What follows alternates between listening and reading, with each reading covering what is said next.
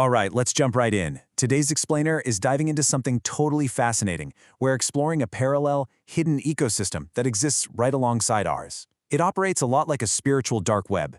Based on the rich theological texts and source materials we're digging into today, there's this complex, unseen realm that interacts with our world in some highly specific and honestly pretty startling ways.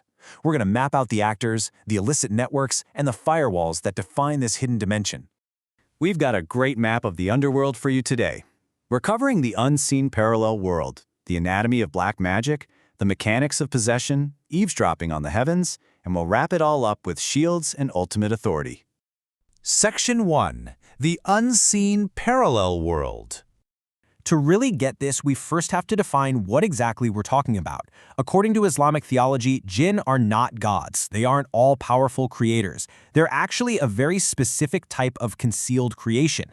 And what's wild is that, much like us humans, they possess intellect and the free will to choose right from wrong. In fact, our sources note that the word jinn itself comes from an Arabic root meaning to cover or conceal. So just like us, they're expected to follow divine guidance, and they have the capacity to be entirely good, completely evil, or anywhere in between.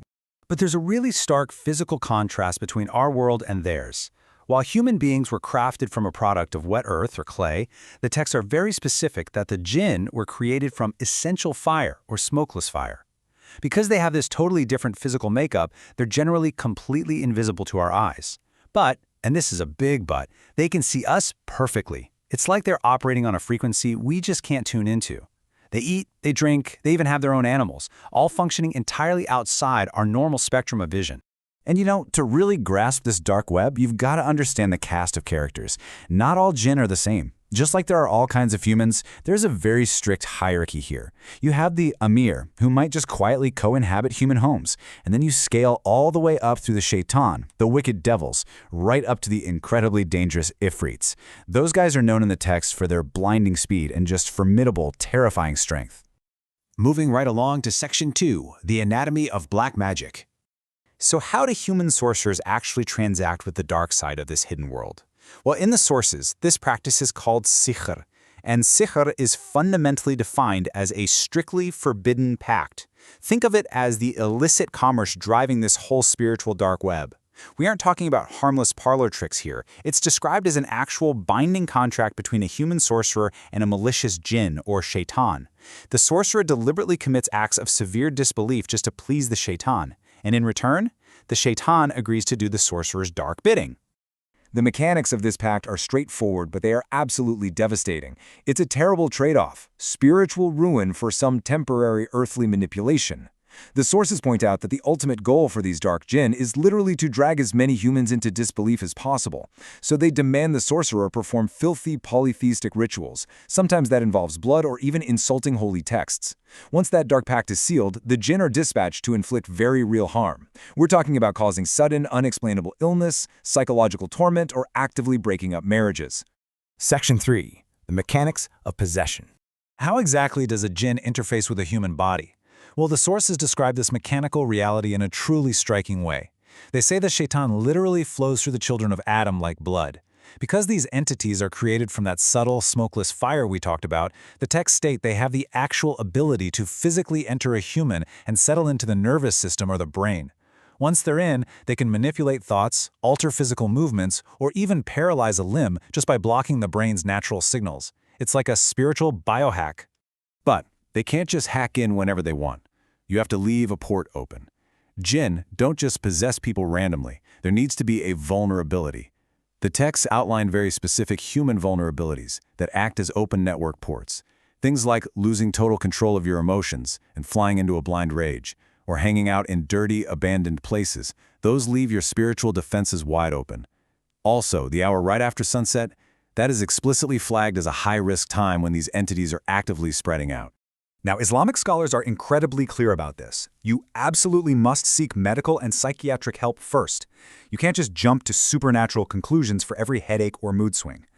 But once medical causes are totally ruled out, they do categorize certain distinct symptoms as potential indicators of a jinn's influence.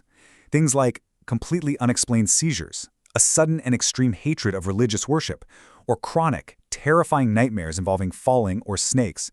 Those are definitely flagged as potential signs of a breach. Okay, Section 4, Eavesdropping on the Heavens. Let's dive into how illicit data theft actually works in this ecosystem. Magicians and soothsayers constantly exploit this common misconception that jinn have godlike knowledge of the future. But it leads us to a really critical question. Do they actually know what's going to happen tomorrow? The sources are absolutely emphatic here. No. Jinn are completely blind to the unseen, and there's a famous story to prove it. The texts narrate that the jinn continued doing hard labor for Prophet Solomon long after he had secretly passed away. Solomon died while leaning on his staff, and the jinn just kept working tirelessly, totally terrified of him because they couldn't tell he was dead. They literally didn't figure it out until a worm ate through his staff and his body fell. Any perceived supernatural knowledge they have simply comes from the fact that they live for thousands of years, travel incredibly fast, and can observe things humans can't.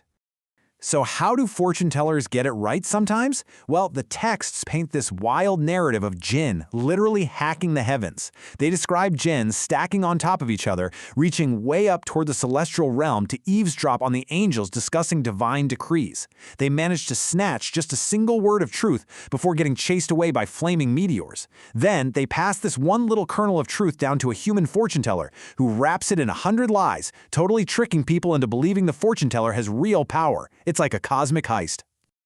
Finally, Section 5, Shields and Ultimate Authority. So how do you build a robust firewall against these hidden threats? The source material is incredibly practical about this. It's about basic spiritual hygiene. Simply saying Bismillah in the name of Allah before you enter a house or eat a meal literally blocks a shaitan from entering or sharing your food. Maintaining daily prayers, staying in a state of physical purity known as wudu, and reciting specific verses like the throne verse. These daily habits serve as a highly effective, powerful antivirus against any unseen interference. But here is the absolute most crucial takeaway from this entire explainer. It's anchored right in this fundamental verse from the Quran. Because despite all the blinding speed, the invisibility, the terrifying dark pacts of sorcery we've just talked about, jinn and magic possess absolutely zero independent power. None.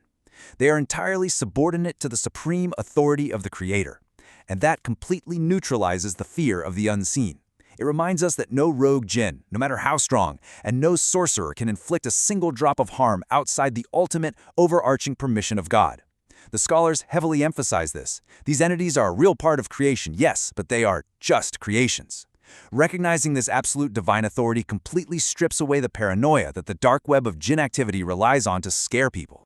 Which leaves us with a pretty provocative thought. If a hidden parallel ecosystem is running right alongside us every single day, how secure is your spiritual firewall right now? Whether you view all of this as literal theology or just a fascinating framework for understanding the battle between good and evil, you have to admit the emphasis on purity, emotional control, and daily spiritual mindfulness is incredibly compelling.